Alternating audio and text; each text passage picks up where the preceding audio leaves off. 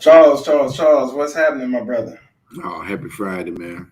Happy Friday to you, man.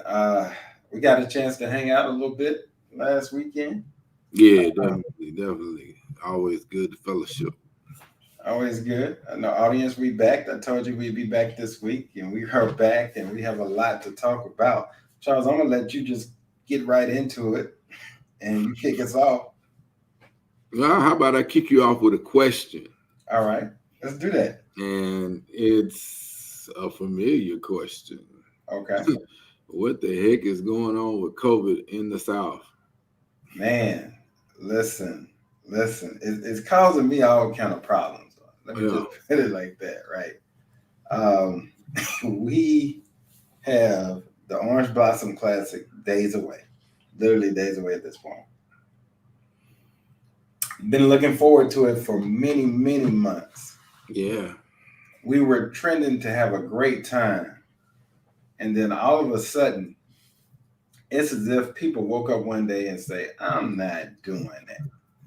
Right? I'm not doing Right. the right thing. And now, as I look at it, my wife is like, I'm out. I'm not going. Mm-hmm. um, and I'm in limbo. I had made a decision, right, on whether am I going or whether am I staying. Because if I do go, um, she's laid out the protocols and things I've got to follow when I come back, and how many days and the process of that, and of integrating back in. And so I really just gone to prayer at this point and wait for the Lord to give me directions on how He want me to go. But Charles, the thing is causing problems, man, with COVID in the South. It's now I'm gonna kick a question back to you and say, is any of this possibly due to the vaccination rate? Without a doubt. I mean, left unchecked. So at one point in time, we were starting to knock that curve into the right shape. We were starting to knock it on down. And then we hit critical mass. And what happens when you hit that number and you don't vaccinate fast enough, Uh-huh. the virus left unchecked starts to mutate. Now, I'm not a scientist, but I did go to science class. I got an A in science class. And when you don't do what you're supposed to do and left unchecked, which it has been largely in the South, getting to 40% is great. But getting to 40% doesn't get you all the way. No. Well, Hold here's the on. thing. Hold on. Viruses. Hold Go ahead. on. Then you add to that Uh-huh. irresponsible leadership that's Uh-oh. saying no masks in classes, no masks necessary. Everything is wide open. Your freedoms are more important. Then that's where you start to see this runaway freight train coming down the tracks at us once again. I mean, look.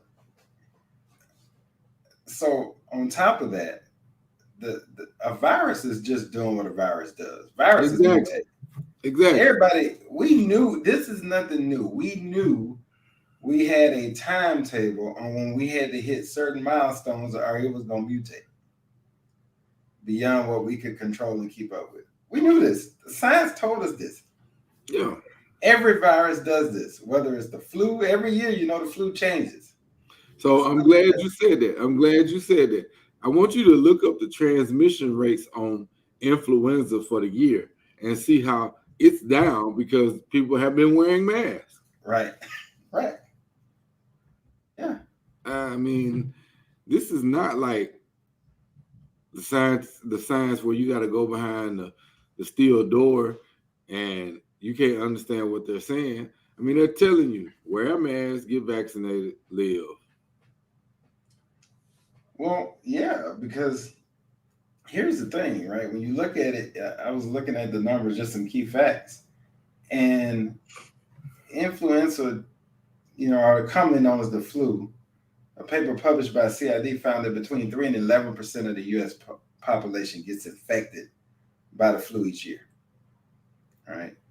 And then when you look at the statistics for 2020, um, between October 1st, 2019 and April 4th of 2020, flus resulted in 39 to 56 million illnesses, 410,000 to 740,000 hospitalizations, and 24 to 62,000 deaths. So if you look at the numbers when they compare it to this year versus the same time, it's going to be down. Yeah. And I think there's even some logic. I didn't know it back in the days, but I would always see other people that during flu season they would wear masks. We always look at them like they was crazy. They knew they were doing the right thing. Right. Even then.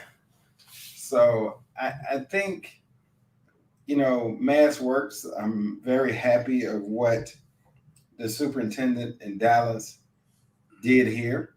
I was very concerned with my daughter going back into school and with what our governor has declared as no mask mandates. And ironically, he has COVID, but of course, he's getting the best treatment money can buy. And you're going to send kids, all kids, even kids that are not old enough to get the vaccination, and you know about that, y'all. Oh, yeah. Back into an environment with no mask. He said no. He stood up to him and said no, and made it a part of the dress code to get around it. And so, we're coming up on the end of the day. We've made it through week 1 of school. That's a good thing. But I have no doubt if masks were not mandatory, it would have been a much worse situation.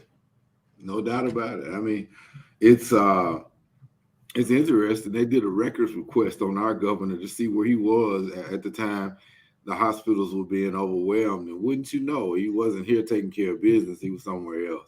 He was out of state, wasn't he? Yeah. And then, you've got school coming back in, like you said. But you've got you got the University Medical Center setting up field hospitals. And the population that's being affected now is younger, unvaccinated, right, because they're not old enough.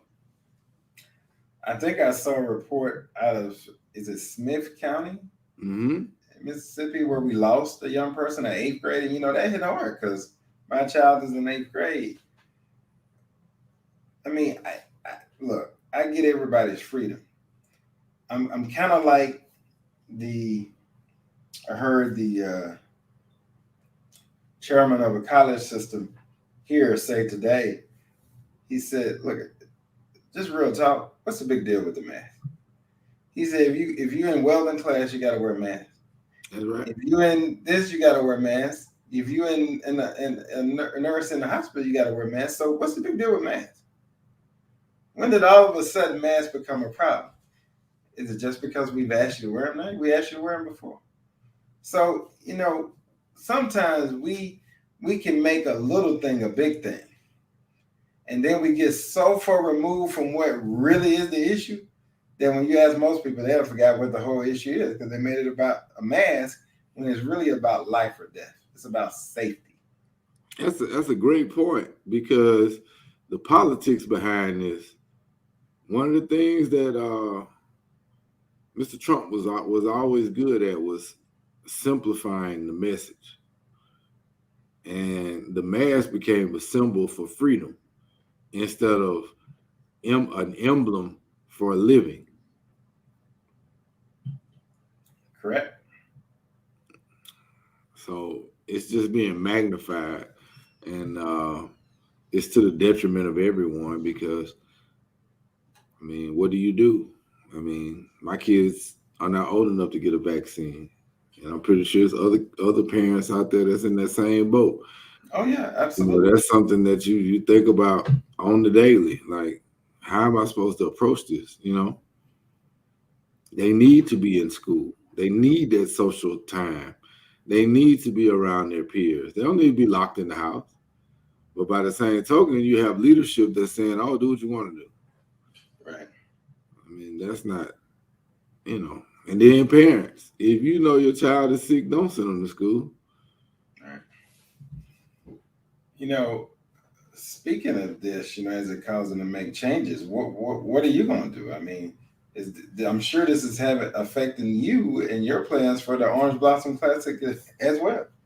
It's costing me money for non-refundable hotel rooms because it's the Delta variant is out there, and I can't afford to take them into that. Yep. So I just got to pay that price and keep it moving. Yep. I know you've said it so many times, more eloquently than I could ever say it. But I think sometimes you just got to get low and dirty with it and say, just wear the darn mask. That's right. You know what I mean? Just wear it. Because here's the thing: if you all wear it, we won't have to wear it long. Yeah, I mean, if we all wear it, we won't have to wear it long. I mean, let's stop right there and talk about some of these false arguments. Okay. They keep pointing back to people who've been vaccinated getting COVID. Right. No company that released a vaccine said that it was 100% rate. Never said it was. Yeah. So that's not true. But what it does do is it kind of inoculates you from the worst of it. And it gives, if more of us are vaccinated, then if someone were to get it, then hopefully everything will be lessened. But if I'm vaccinated and you're not, and we both get it, guess who's at a greater risk? I am. Because I'm not, right? And let me be clear, I am. Yeah. But, I am too. That's just a scenario. I'm going to take the words out of our good friend Neely, Charles Neely. Chris Neely says it best. He says, you got a right to your own opinions, but not your own science. That's right. And I'm fine with people having their opinions, but you can't change the science of it. And so here's what I say. If you decide, right, that you're not going to get vaccinated, which is your right to do, totally your right to do, then wear the mask. That's all I'm saying, because you don't get to decide that you're not going to be vaccinated and then you're not going to wear the mask. You're not going to socially distance. You're not going to do the safety precautions that you need to. You don't get to do that. You can make the choice you want to make, but each choice requires you to make another set of choices. Yeah. You're absolutely right in that. Look at Kennedy and I spent a lot of time on this, looking at the NFL model. Yeah. It's simple. It's simple. The bottom line is improved if everybody is vaccinated. So that means everything being equal, if there's no pandemic, we play football, we have revenues, we got people in the stands, we're making money. That's a business trying to make money. But then you throw the politics of anti-vaxxers in, and the NFL said, hold up, this is a business. You have the right to not get vaccinated. Right. But should anybody be affected by you not getting vaccinated, then your team will suffer, not just you. Right. Your team. Right. And so my question on that, how long do you think that's going to take? How many checks, game checks have to be missed for your teammates to start holding you to a higher standard? Oh, it won't be long now. You start missing checks, it becomes real quick, because they get paid on Tuesdays, I think. I think so. You look at your bank account and it's missing, especially, hey, they live a different lifestyle now. You missing that much money, it's gonna be some head rolling. Absolutely it will be. And then think about on the back end too. Now it's not just front end. On the back end, should your team not be able to play, then that counts against your playoff standing. That's right. And you mess around and miss some checks over on that end and miss a chance to play for that trophy. Oh boy.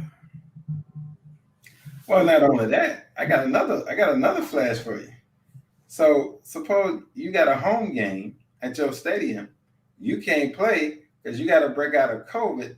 Now you got to refund all those season tickets and all those fans that bought tickets. That's why the Raiders said you got to get vaccinated. Mm-hmm. The Raiders said that. The Rams and Chargers said that. Yeah. Look, I think the reality is you again. Here's my thing. You have a right to choose. But my thing is, if you choose not to get vaccinated, then that means you automatically are choosing that you're going to wear a mask, you're going to be very diligent, you're going to socially distance, and you're going to accept the consequences of that choice. Yeah. But here's my question to you. You understand business. Getting vaccinated is a good business decision. I mean, absolutely. For me, particularly for anybody that's in leadership and really for employees, if they really think about it, you want your checks to continue. You want the continuation of business to happen, and that needs to happen for your checks to continue. So you want your check to still continue, but yet you want to hold out and not be vaccinated and stop the productivity of work. You can't have it both ways. So, Charles, here's my question about you, because this is a question I got. And I'm gonna shoot it to you. They say, well, you're an employer. Are you mandating that your employees get vaccinated, or what do you think about companies mandating that their employees get vaccinated? And then the subsequent question to that was, as you related recently, there's a group that is there's a bill going through Congress they're trying to get passed that will prevent private employers, from mandating that employees get vaccinated. So, what do you think about those two things? Try as they might, I don't think that's gonna pass. But it's good for business, in my opinion, as I stated. So I'm for the vaccine, and if you want to work, you need to be vaccinated. Unless you can show from your doctor where it will be adverse to you because of some medical condition you have. You see what I'm saying? Now Right. there are certain people that fall into that category. Right. We're gonna work with you. But for everybody else, for all the rest of the choker butts out there that want to talk all of this noise about, oh, I got a right, you invading upon my freedom, that's fine. But do that somewhere else. Huh. So, look, you got some cities such as New Orleans that I applaud that say, "Hey, I'm sorry, but we're going to require proof of vaccination to enter some certain indoor facilities." So here's where I'm gonna call a timeout on that, because Okay. I have some feelings about that. All right. I'm all for showing the identification, Leslie. I know where you're going. Go ahead. But there has to be, so I'm a crypto guy. This is the perfect case for crypto. You need a way to have that verification where it can't be faked, or it's so much harder to be faked, because people are literally buying vaccination cards off the internet. Well, like I told you, remember when they first introduced the card? And on this show, you can go back. You can check it. All the shows are archived.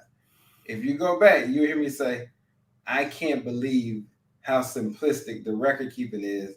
There's going to come a time where people are going to make fake cards. Yeah, no doubt. I mean, I couldn't believe it. I was like, this cannot be it. In the Not in 21st century. Not in 2021. See, that card was good for us in 77. Right. But now technology is too advanced. So that's why I say something like sharing, something like VChain, something where you could put the stuff on where it's verified from, just like the chain of command in the case. It's going from the doctor or the provider to your phone, and then you can show it.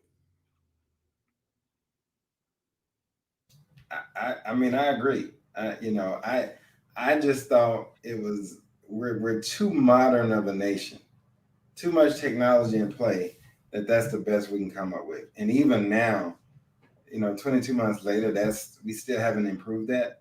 It's Bruh, so easy to duplicate that. it's I not mean, here.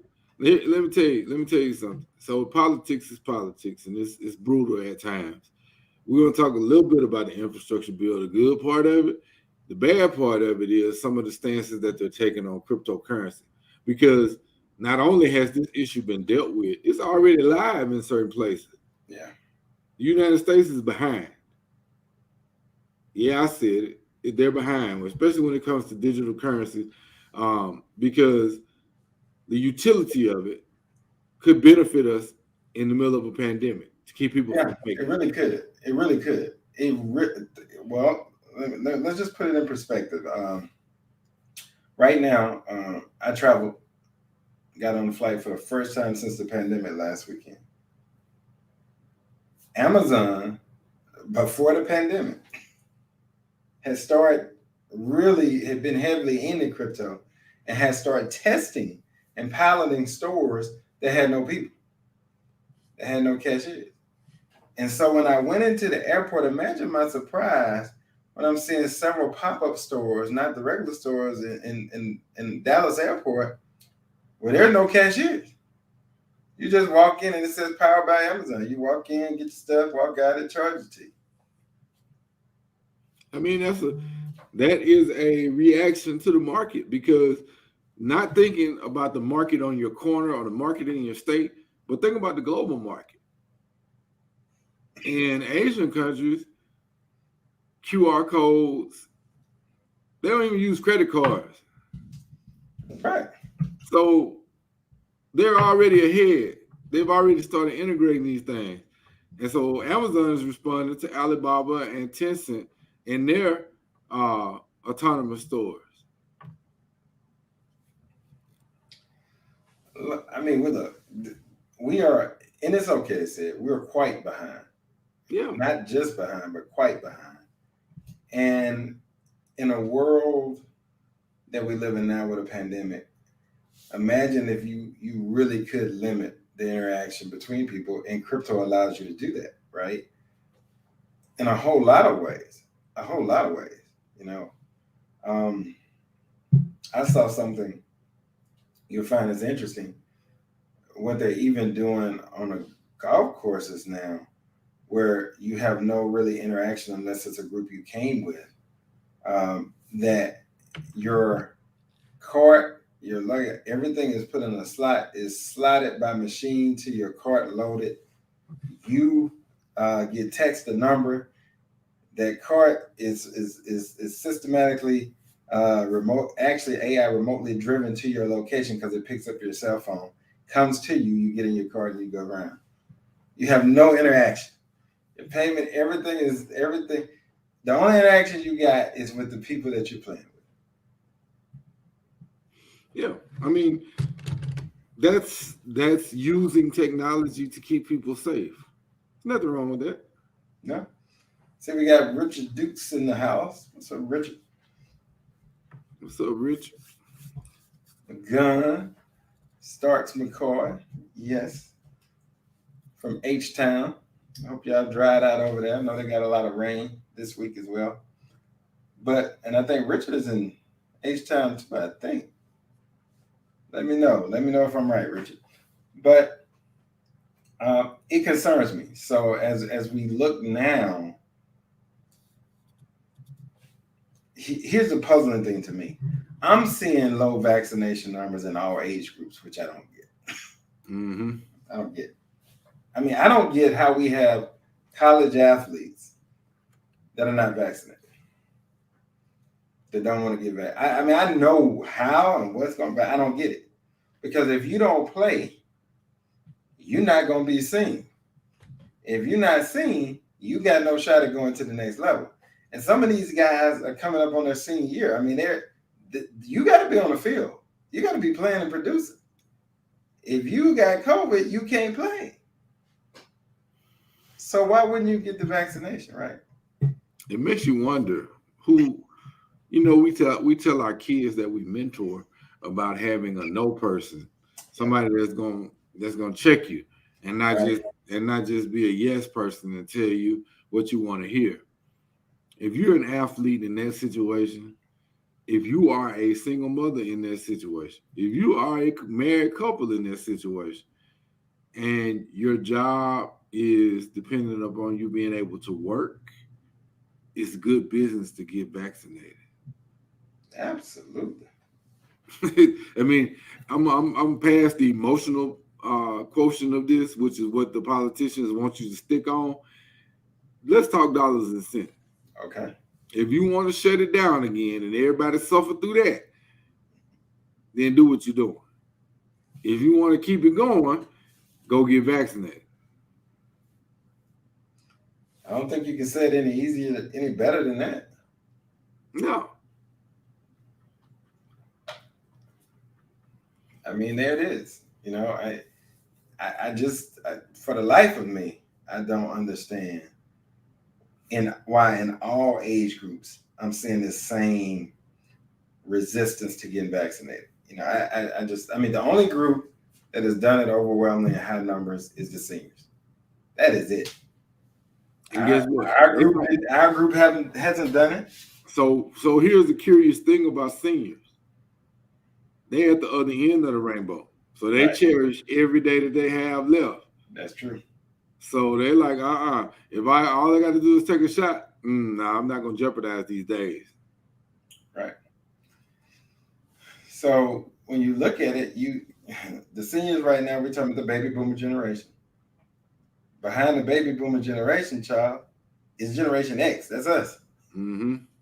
Then you got Generation Y, and which is millennials. So get this. Baby boomers did a good job. Generation X has not. Generation Y has not. Also the millennials. And then the new millennial generation has not. It's frustrating. But we got to keep banging this drum because I had this conversation with somebody this week. Knowing what we know about science, and we don't claim to be professional scientists, but we took the classes, you know what I'm saying? We took the classes, and you said it earlier, a virus is just doing what it's doing what it does. Right. So guess what's going to happen if we don't hurry up and get these vaccines? It's going to mutate again. It's going to mutate again. And who knows how bad it'll be then? Because Delta is pretty deadly. It's pretty potent. Well, I mean, look, we already got Lambda. So it's already mutated again. I know, but I'm saying something else that's right now, Delta is covering up Lambda. Right. And who knows, Lambda could be that, it could be that Pandora's box opening up. That's true. Because what happens when you get something now that none of the vaccines can Exactly.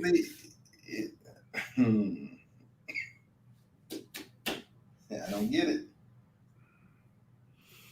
So that's that. You know, this is for Kennedy. Our intern is moving back on campus and getting settled in on campus at DI Love and is not with us today as she gets settled in. But she does the research and she does a great job with it. But every now and then I'll see something on her notes, on her show notes, and I'll laugh because it just reminds me that sometimes we have to communicate more than we do to generations coming behind us, because it's things that we know and we've been through it, and they might deem as new that's really not new.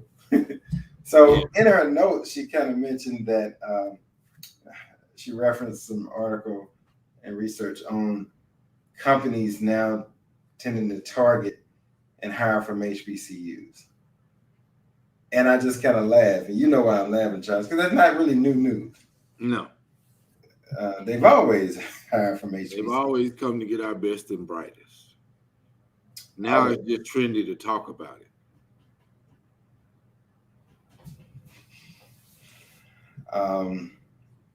And there's nothing wrong with that. I mean, the goal of educating yourself is to do it for not just altruistic outcomes. People want to make money. Yeah.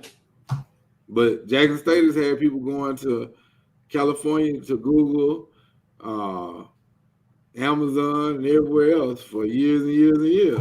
Probably ever since there was a Google or Amazon. I can remember when we were in school, the state forums, the Allstate, the IBMs, those were all the big dogs at the time, the Microsofts, all those always came with chemistry. Yeah, federal government. Caterpillar, federal government, of course. Um, So I mean, shout out to Kennedy for bringing that as a show topic. yes, Because we want to see her class and the classes behind her and right in front of her get recruited as well. but here's what I want to pass on to them though. So it's great that they are recruiting you, but I'm gonna I kind of want to go back to a great book, right? We talk about the whole Rich Dad Poor Dad series, but particularly the Cash Flow Quadrant, which was his second book. And it breaks it down into quadrants. You got the employee, you got the self-employed, you got the entrepreneur, and then you got the investor. I want us to go into corporate America with the mindset of a business owner. And here's what I mean by that: the mindset of an entrepreneur. If you take a job for money and money only, then you'll get money. Yes. All right. If you take a job to gain knowledge on how to do something, then you get knowledge that you can duplicate over and over again to make more money and to help more people, no matter where you go. Yeah. Because here's the reality. Gone are the days where you are going to start a job after college and you're going to retire from that same company. Those days are gone. They're just gone. It doesn't work like that anymore. Our whole recruiting system, free enterprise system, it doesn't allow that to happen. We have free agency in the employment market too. So that those days are gone.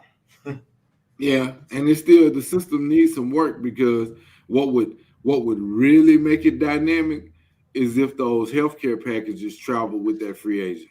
Right. But you're on the right track. I mean, it's like, hey, what's the big idea?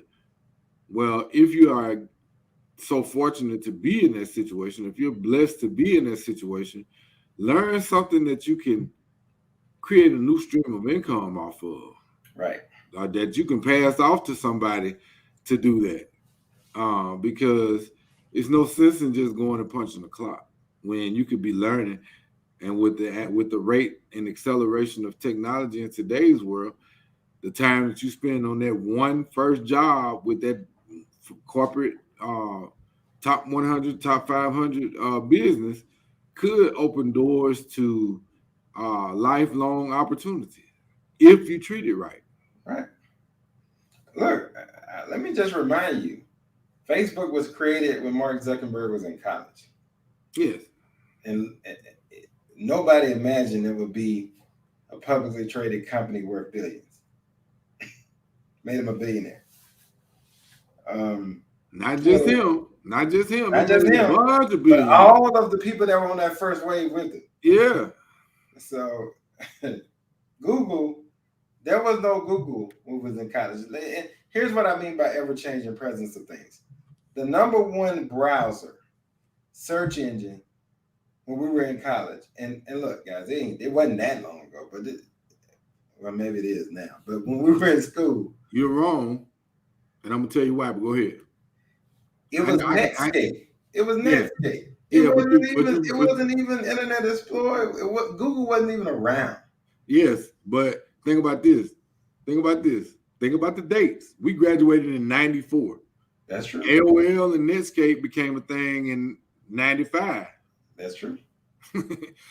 Yeah, because if you think about it, there was no broadband in people's homes. No. Man, if you had AOL, you had the best thing there was. Yeah, dial-up internet service. Yeah. So remember this now, and this is how I know this is true. I don't have to ask nobody.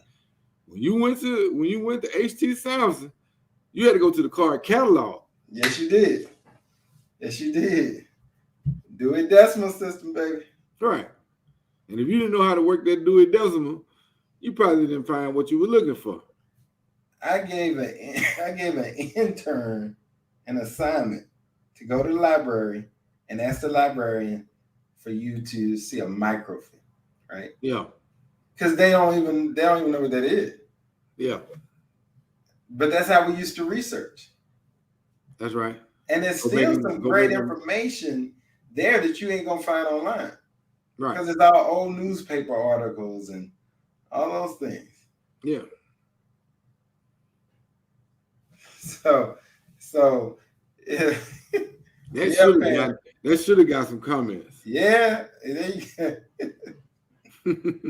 Dr. Husband. Yes.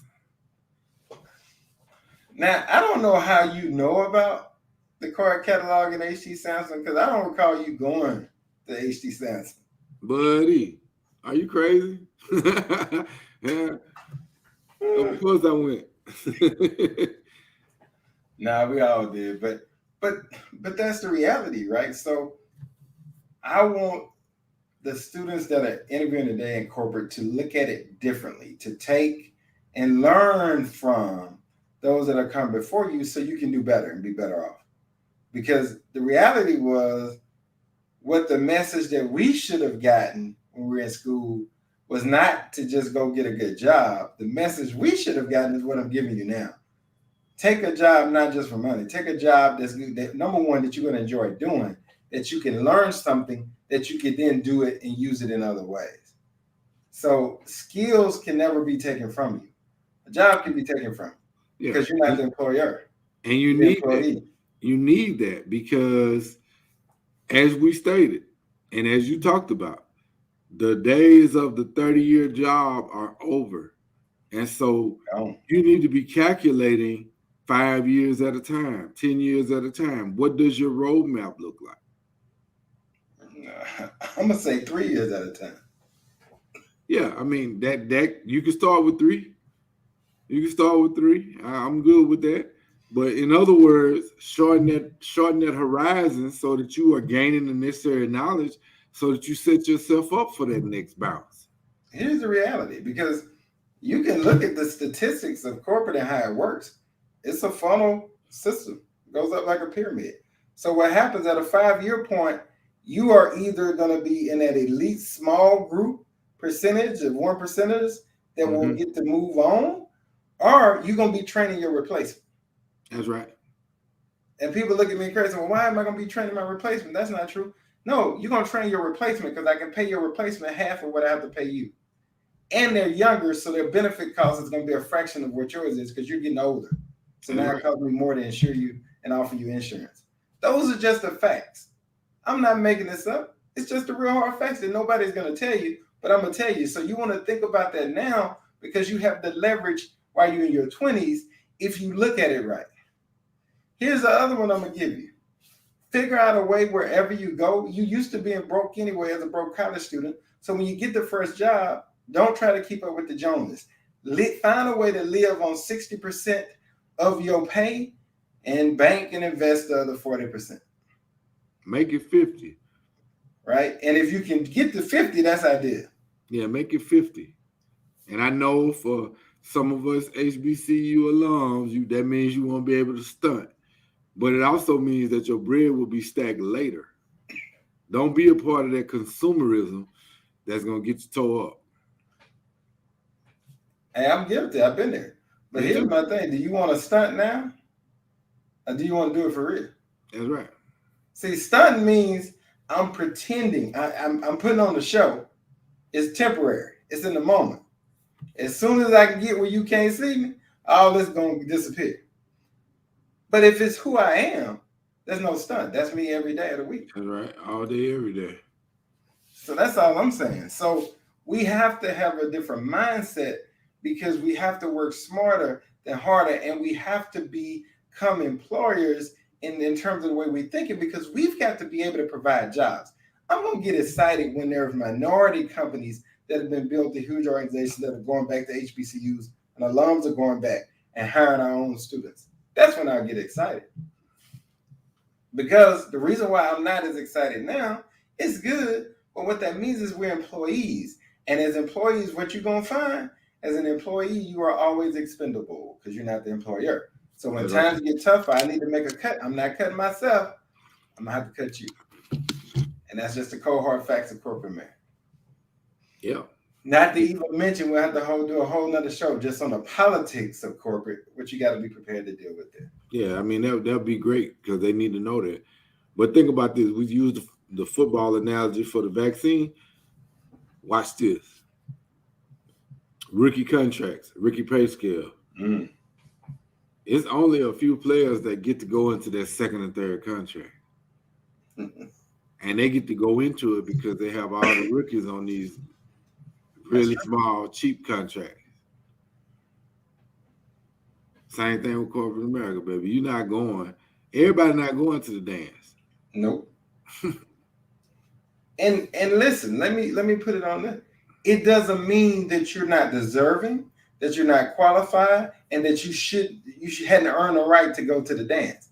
It has nothing to do with that. No. So I want to blow that myth out the water. This is not about your value. This is not about how hard you work. This is just the simple math of it. Yes. Because now, once you get beyond, hey, I'm good at what I do, I perform, I execute. Now we got to get into the politics of corporate. Yeah. See, because now that comes into play, and that's subjective by the ones that are in power. You don't have any play in that. So now, if you're not good at playing the political game, or if you don't like to play the political game of corporate, you are outside looking in. Yep. And it doesn't take long for that to happen. You may not even see it happen. Because guess what? It's going to conflict. At some point, it's going to conflict with your values. And if you don't understand this is happening and you're not prepared for what's coming your way, you don't know how to navigate through it. That's why you need to talk to older alumni, older people in your life that have been through it so they can prepare you for it. That's right. Just real talk. You know it, child. And here's the other one. I'm going to ask you, somebody had a kid ask me one time, but it doesn't matter if you got a bunch of degrees. I just started laughing. Oh, no. I mean, some of the things you'll see in that world, you'll see people doing your job with no degree, but they're connected on the inside. And so that lets you know, that lets you know the game is rigged. So definitely this is not a value statement on you, but if you use it the right way to gain the knowledge, to learn the rules over there, then you can take them to the other side of the street if you need to and build your own mousetrap. I'm gonna shout out to some. We got some Generation X's in the room today. Give the young folks, give them some pointers, give them some feedback, because sometimes they think, hey, this can't be true, but let them know what the real world is like and what corporate America is really like, because it goes beyond just how good you are at what you do. There's a whole nother side to it. So, Dr. Husband, I know you got some stuff you can lay down. We talked. I know you know a whole bunch of stuff. Richard, come on, man. Come on. I know we all been through it. If you live this thing called life, you've been through it. Yeah. We got student loans to tell you about it. We got the scars to tell you about it. We got the skid marks. We got it all. Yep. It's so true. Chime in. So Charles, what about this infrastructure bill? A lot of attention has been going to this. I think it was a $1.2 trillion infrastructure bill. Yeah, Am I right? In the neighborhood, yeah. What are your thoughts? So I'm gonna talk about it in two camps: the good and the bad. The good, when you start looking at your local area, and we have a lot of people on the show that watch the show that are connected to Jackson. I want you to think about your shortcut street that you can no longer take because they got a pothole that's the size of a pond. The infrastructure bill passing means that there is a high probability that pond will be closed and it will become a street again. So that's good. Bravo. But what did we just talk about? Fake vaccination cards. When you try to muzzle technology and stifle innovation because you weren't prepared for it, so you're trying to slow it down, the rest of the world doesn't care. That's the bad part of infrastructure bill. Stop trying to level the playing field so that your buddies can catch up. These kids have already figured out the code on this digital stuff. So you need to get in and row your boat because China is, the Asian Pacific countries are, Russia is, all of your competitors, Germany is, you know, stop thinking so since we're talking about infrastructure, stop thinking so concrete. Think more like water, flow. Because when you think of infrastructure as only bridges and roads, then you cheat yourself. And you cheat us as the American people. I think that the pandemic gave us some good too. I think for the first time, uh, the world of employers and corporate is going to look differently. I think you have a lot of professionals who went home, worked from home, and did not go back. They were like, "Hey, I'll take 50,000 less, $100,000 less to see my kids every day. Drive them to the bus stop, take them to school, whatever." It was a different quality of life, and sometimes once you get off the racetrack, you start realizing, I ain't got to necessarily have all that. This is more important. And the shift is happening because we're starting to leverage technology and understand, because that's what crypto is really about. It's really about the freedom of movement. Mm-hmm. You think of what it does. Before, and it's going to require everybody to change, right? Because before, you got money in the bank and you got to go cash a check. Well, let me just break this trend of how we've changed. Very few people cash a, I forget what the percentage is, but it's a very small percentage of people that cash a physical check anymore. That's right. Nearly everybody's getting direct deposit. I remember when direct deposit was like new and nobody trusted it. That's what everybody wants now. Your money just popping. You ain't got time to drive to the bank on a Friday where the line is long and you trying to cash your check, or better yet, you got to pay somebody 3%. I mean, but go a little bit further, because look at this. What is this? A computer in your hand. A computer in your hand. And so why not take advantage of it? Why not? Because remember now, we just talked about AOL and Netscape. AOL was dial-up, which means you had to have a phone line. Right. So look at how far we've come in that span. So now we have a computer in our phone. And our phone is a computer.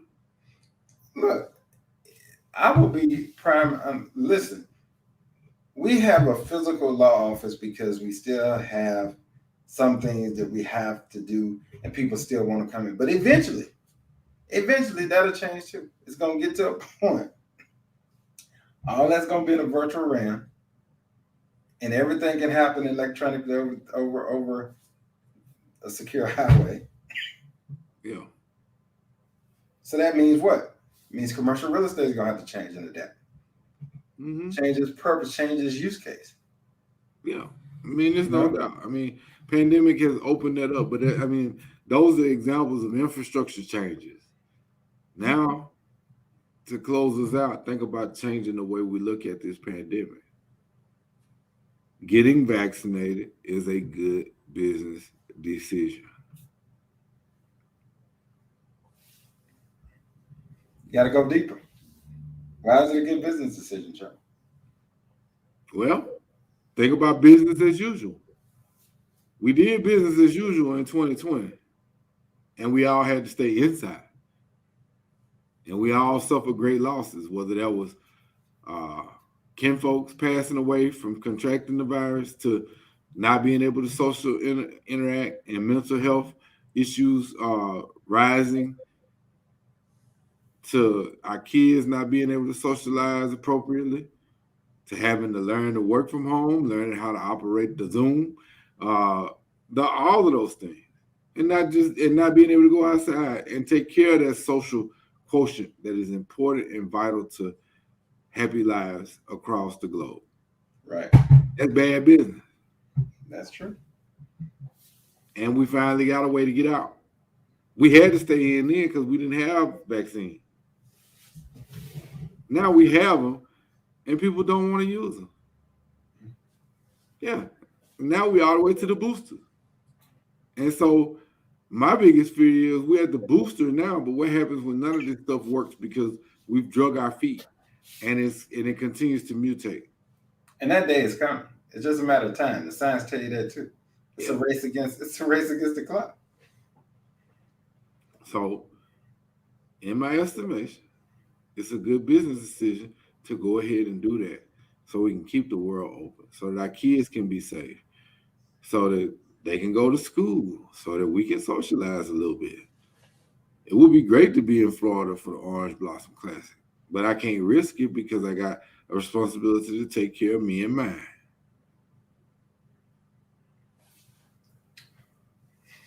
Oh, look, man, I thought you were just worried about me, Well, you are part of me and mine.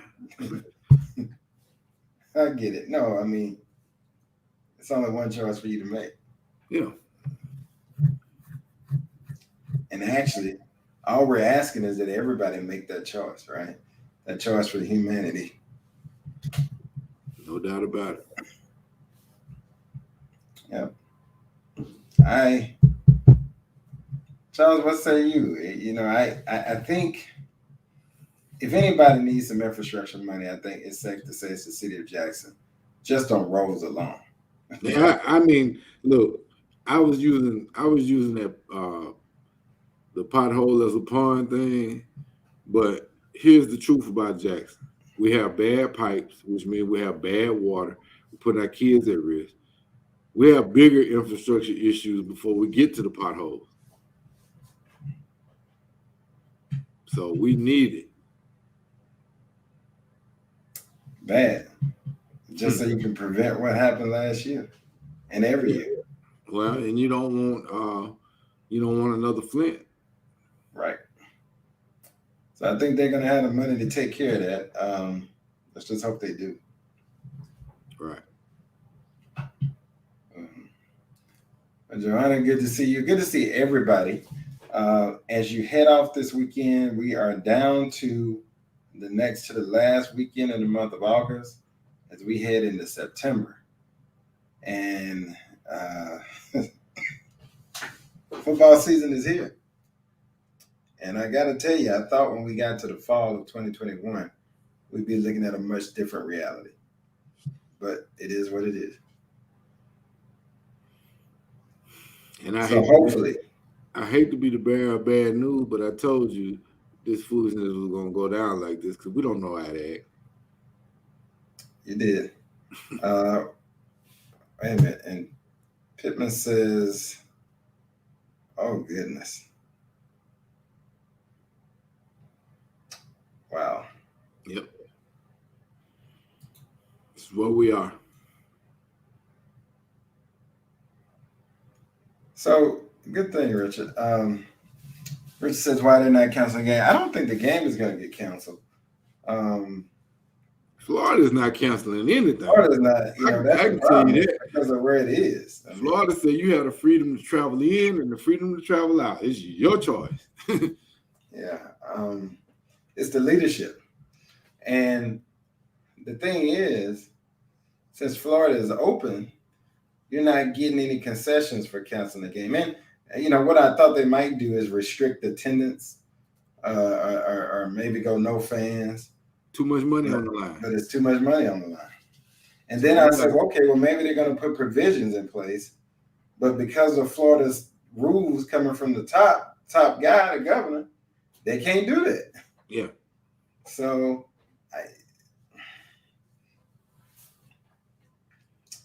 unless the governor says we can put some restrictions, they can't slap now one restriction on people entering that stadium.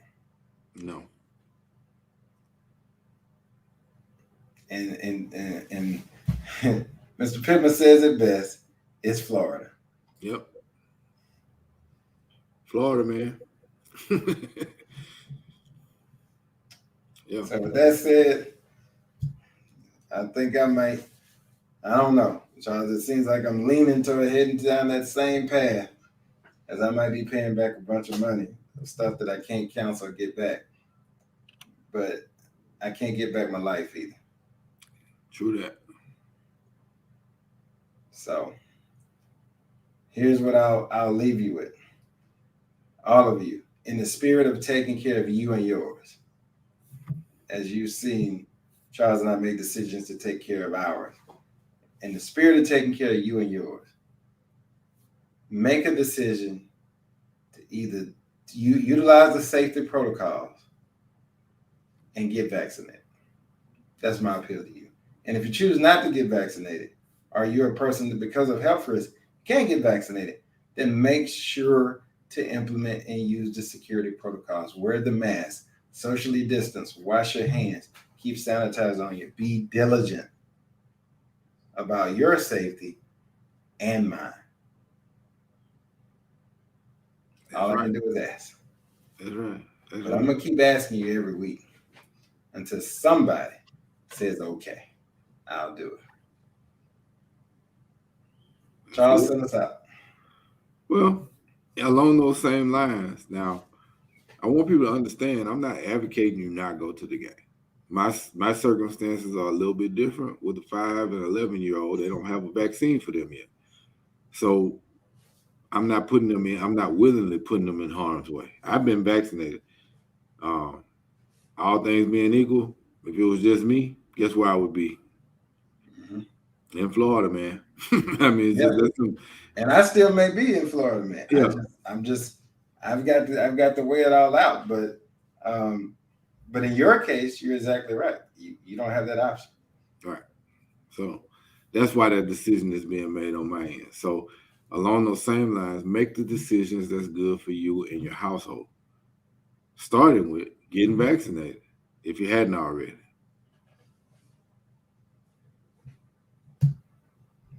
There you have it. Plain and day. Be safe. We love you. We'll see you the same time next week.